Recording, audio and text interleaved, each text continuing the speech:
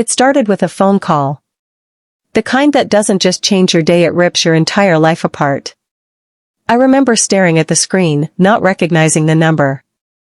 I almost didn't answer. I wish I hadn't. But I did. And the voice on the other end. It didn't waste time. "Are you the daughter of Mr. and Mrs. Okafor?" My heart stuttered. "Yes." A pause. Then the words came slow, heavy, unkind. "I'm sorry.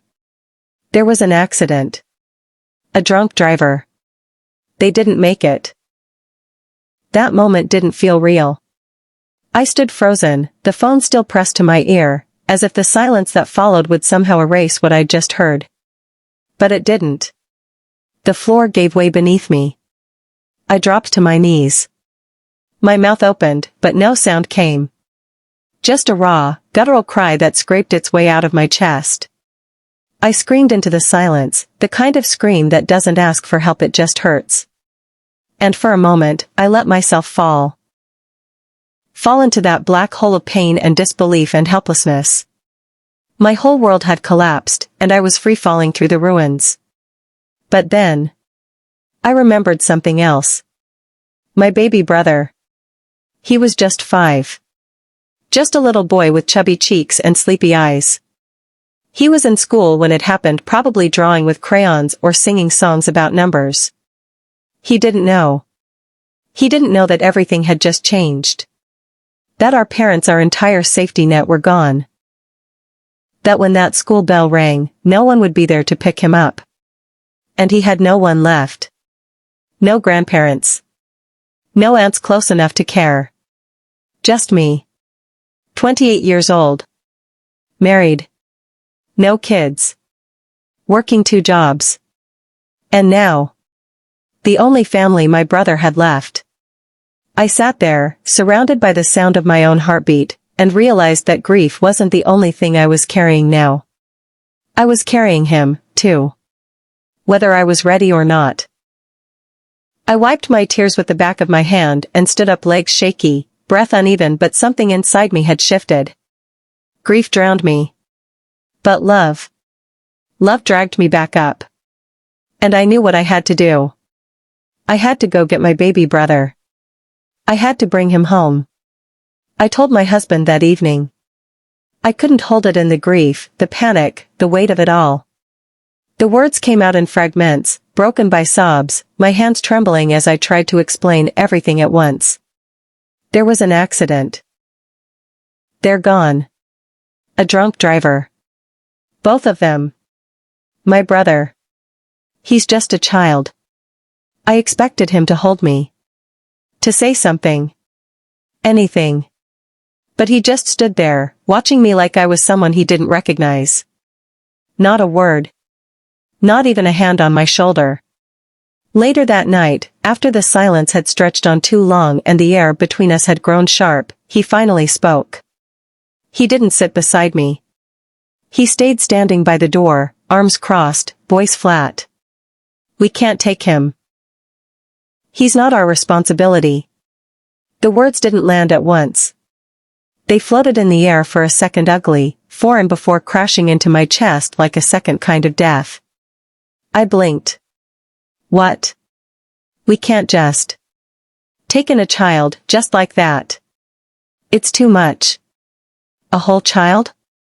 Forever? I stared at him, heart pounding. He's not a child.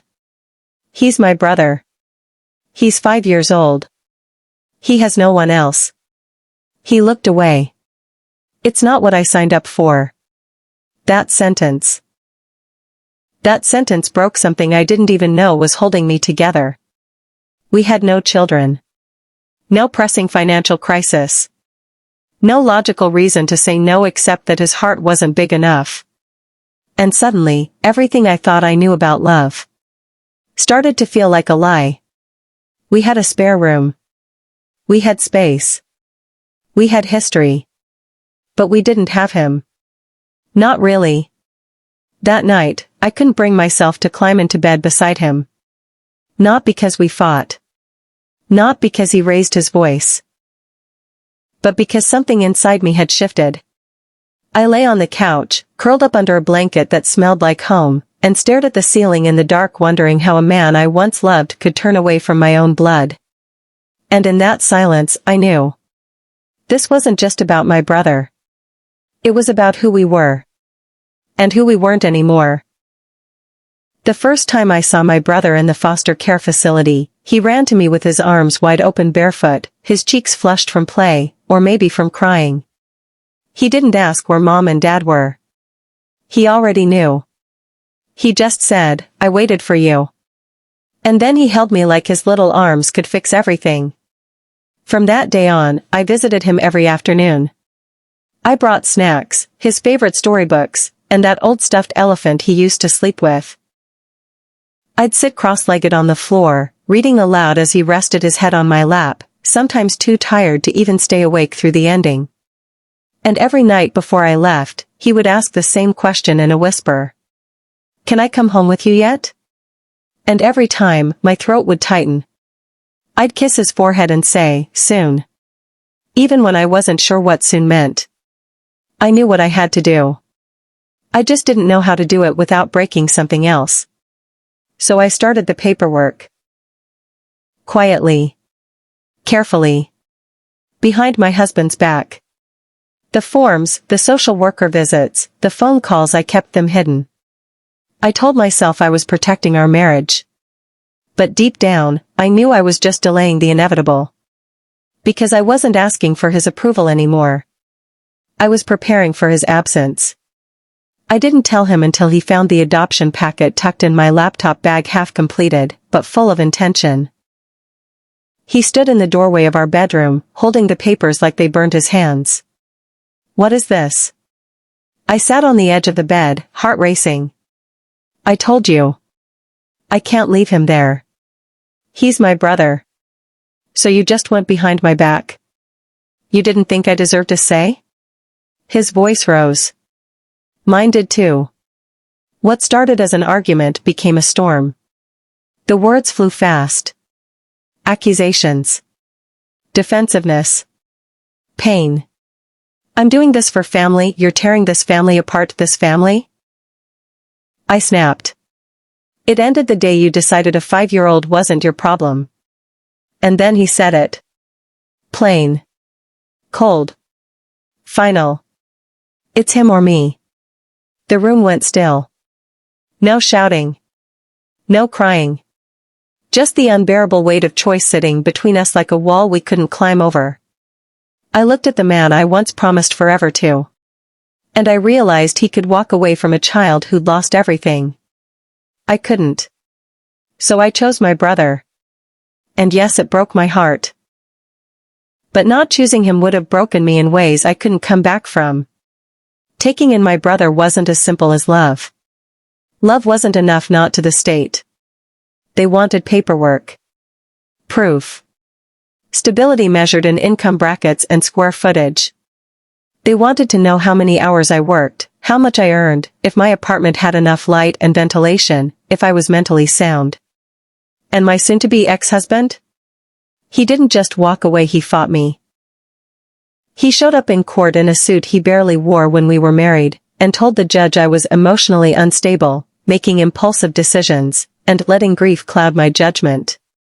It was like being stabbed in slow motion, not just because of what he said, but because he knew how much I was struggling, and still chose to twist the knife. They brought up everything. My medical history. My job as a freelance graphic designer. My one-bedroom apartment with a small couch and too many books. They made me feel like love wasn't just not enough, it was suspicious. I remember the day of the hearing clearly. My brother clung to my hand, his small fingers wrapped tightly around mine. He wore a too big shirt and his shoes were scuffed, but his eyes never left me. He didn't say much. Just kept whispering, "Are you staying with me?" He was scared. So was I. But I stood tall. When the judge asked if I had anything else to say, I stood up, even though my knees were shaking, and said, "I lost my parents. I won't lose my brother too." The room went silent. Even the social worker stopped taking notes. I wasn't perfect. My life wasn't shiny or rich or planned. But what I had, it was real. And I would fight with every breath to keep the only family I had left. Because sometimes, love is enough. It just has to be loud enough for the right people to hear it. I was granted custody. The judge's gavel came down with a sharp thud, and just like that, it was official. He was mine. No, not mine. He was ours. Ours to share. To rebuild. To carry each other forward. We moved into a tiny apartment, 2 rooms, thin walls, no balcony, but it was ours. The kitchen light flickered sometimes, and the heater made a soft knocking sound at night, but none of that mattered. Because there was peace here. There was safety. There was love, not the polished kind, but the raw, messy, unconditional kind that doesn't walk away when things get hard. Most nights, he still sleeps beside me. Sometimes with his arms wrapped around my old teddy bear, the one I used to hold when I was 5. Sometimes he wakes up crying, whispering for our mom. And on those nights, I don't tell him to be strong. I just hold him tighter. And sometimes in the quietest moments he says the words that break and mend me all at once. Thank you for coming to get me. We still grieve. We still cry. But we do it together now. And that makes all the difference. As for my husband, we finalized the divorce with no drama, no courtroom shouting. Just a signature, a sigh, and 2 people who became strangers in the same story. Sometimes I think about him. Not in anger, just in wonder. Did he love the woman I was? Or did he just not know how to love the woman I became? Either way, I don't regret my choice. Because this little boy, this wide-eyed, soft-hearted miracle needed me. And I chose him. What would you have done? Could you give up your marriage to raise a child who didn't ask for any of this but needed you anyway? Let me know. I'll be reading.